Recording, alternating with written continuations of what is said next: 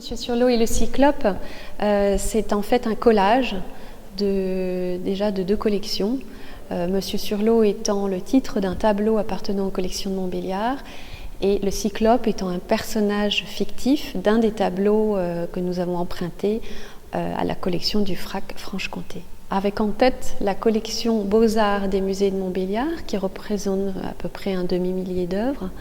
Nous avons regardé la collection du FRAC Franche-Comté. Et donc une fois qu'il y avait des rencontres, des face-à-face intéressants qui pouvaient être possibles de mettre en scène ici, eh bien nous avons retenu les œuvres du FRAC Franche-Comté et nous avons proposé de les mettre en avant, en tout cas à côté de notre collection. Une volonté, c'est une invitation même du FRAC Franche-Comté qui a eu lieu déjà maintenant il y a quelque temps et qui préfigurait tout l'événement actuel qui se passe autour de cette ouverture du nouveau bâtiment, de la Cité des Arts et de la mise en valeur de la collection.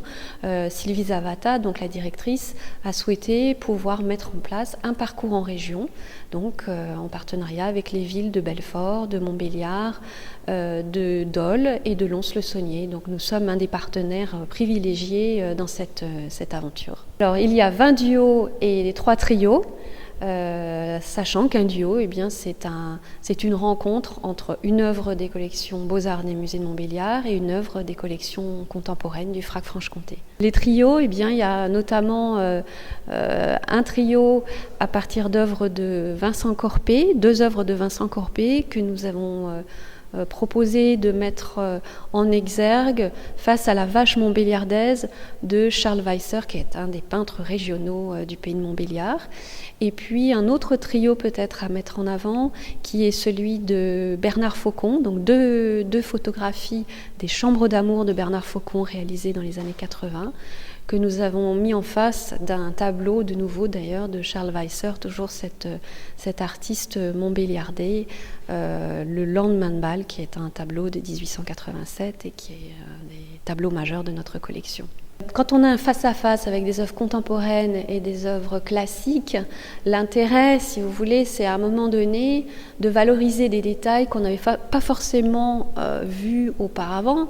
Donc quand on met en avant une œuvre de Martin Boyce, donc un artiste écossais, et une sculpture contemporaine, abstraite, qui représente malgré tout un arbre électrique, face à un paysage d'Alfred Colin, qui fait partie de nos collections, plutôt fin 19e, eh bien on s'aperçoit que d'un seul coup, les courbures des arbres que nous avons dans le tableau classique n'avaient pas été forcément le point focal qu'on avait valorisé auparavant. Et d'un seul coup, ces courbures de branches semblent absolument essentielles pour la compréhension de la composition du tableau. C'est à la fois valoriser certains détails d'œuvres classiques, de la même manière que certaines œuvres classiques viennent révéler des œuvres contemporaines et apporter une nouvelle lecture. Et puis pour finir, je pourrais dire que ces duos et ces trios permettent d'avoir différentes entrées pour les personnes qui auraient un peu plus de mal avec l'art contemporain.